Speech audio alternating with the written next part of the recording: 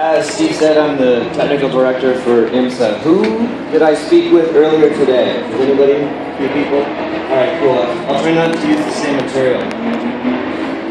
So, what we're looking at here is a prototype car.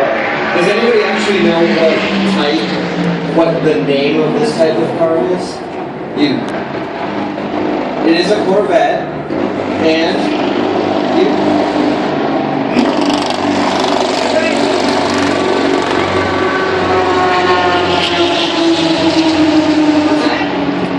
Nope.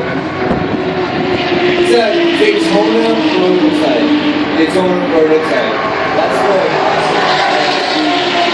we have in our prototypes. We have Daytona prototypes, and we have P2 cars. So this is a Daytona prototype. And from a technology standpoint, the first thing we see is the body. You look at the outside of the car, and on the outside we can see the car looks really, really sleek, right? Off the front here we have what's called a splitter. So this thing right here is called a splitter, and what that does is it helps with the aerodynamics. Those of you that were listening earlier today, we were talking about drag. The shape of this car is so smooth, it helps to reduce the amount of drag that's on the car. This part here is the hood. There's something here called a rad exit duct. That's basically all the air that goes through the radiator enters up here and comes out. Now this car is a it's got a roof and it has doors. So this is how the driver gets in and out of the car, right through these little doors here. The driver in this car sits on the right-hand side, actually. One thing that you can't see, but is underneath this shell right here, is a big safety structure. There's a huge carbon block, basically. It's a large kind of rectangular shape that fills up this void. So if a car were to crash into the side of this car, it would absorb all of the impact. Okay, so it would dissipate some of the crash energy away from the driver. Does anybody know what these are for? Those two holes?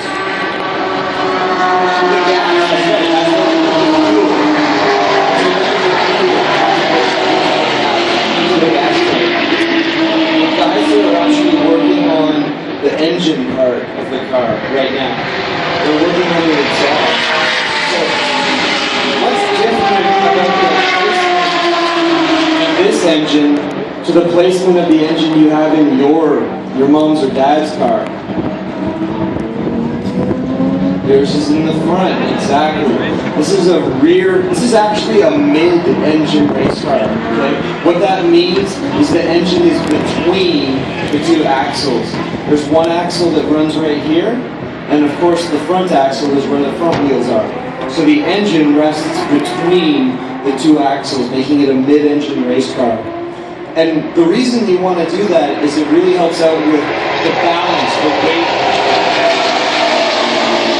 It really helps out with the weight distribution of the car. And that's something that the engineers want to get as close to 50-50 as possible. They want 50% of the weight on the front tires and 50% on the rear. Something you probably can't see very well is this part here. That's where the air actually goes into the engine. There's a vent that's right here. All the air comes in through that vent and then goes back into the engine. You probably can't see the suspension in the gearbox back here, but that's what's there. You've got the engine, then something called a bell housing, which is basically just a big spacer between the engine and the gearbox. Then you have the gearbox. Yes, sir, you have a question? Okay, go ahead. Yeah.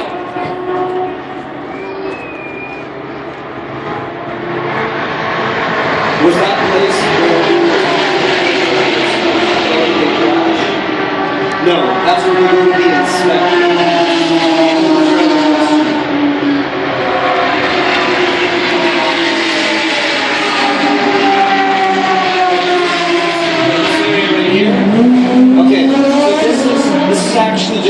styling.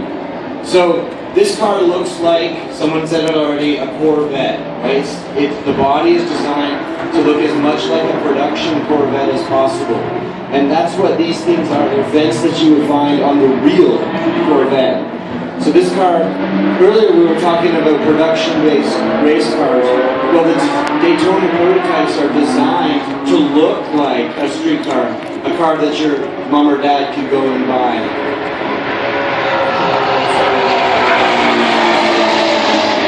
What's this thing? Leon. A wing. Very good. Sorry, that's my son. This is the wing. This is the rear wing on the race car. And the rear wing is used to help produce downforce.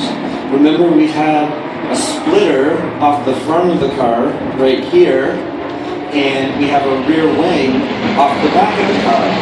So both of those elements help to make downforce on the front and the rear of the car. Get down, Noah, my other son.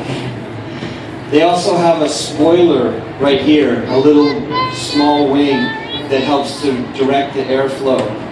And on the back of the car, those of you over here get a really nice view of the back of the car. To look exactly like the new Corvette C7. Looks like a beautiful thing from back here. Now, we also have a member of our team here from the safety team. And am I cool to move on to the safety team, or do you want me to get some questions? We have a lot of devices on the car that are for safety, to make sure that the driver is actually safe. And I apologize, he's actually from the track services team. And one thing that you probably can't see, like normally on your mom or dad's car, you've got a bumper, right? Everybody used to seeing a bumper. Do you see really any bumpers on this car? No, not at all. There's actually a big, large carbon fiber block right here. It's called an attenuator, and that's there in case there's a rear crash. It helps absorb some damage. You can kind of see some of the roll cage structure right here. Okay, this is there to protect the driver. Can you see the side net that's inside the cockpit? You've got a good side net. That net is there to protect the driver in the event that his or her head is moving around in the cockpit when an incident occurs. There's other elements that are underneath the front here that help absorb energy in the event of an accident. But we're not going to take the front off right now, so sorry. But what I'd like to do is turn this over to our track services to help you guys understand the role that they play when the cars are involved in something on track. How's everybody doing today? Thank you for coming out. My name is DJ Major. I work for Track Services. One of the guys as part of our safety component for on track.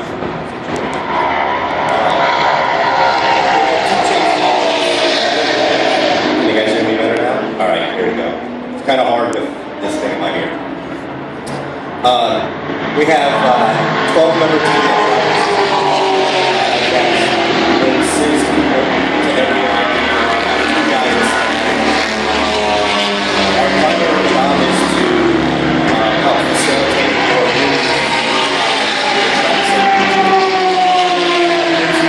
on the racetrack. There's several different types of variations of vehicles in our series, so a couple of our guys are on Lake Wales and Orlando. Do you guys have any questions? Let's just show them about how you can put out a fire if there is one on the car.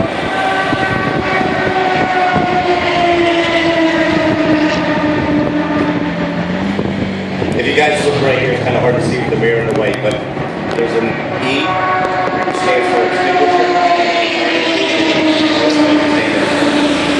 Pull up a button here for the power. If we turn the power off, it's not the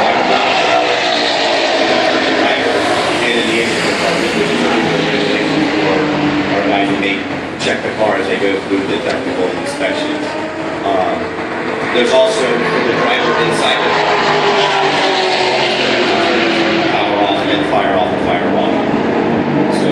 we can do from the outside.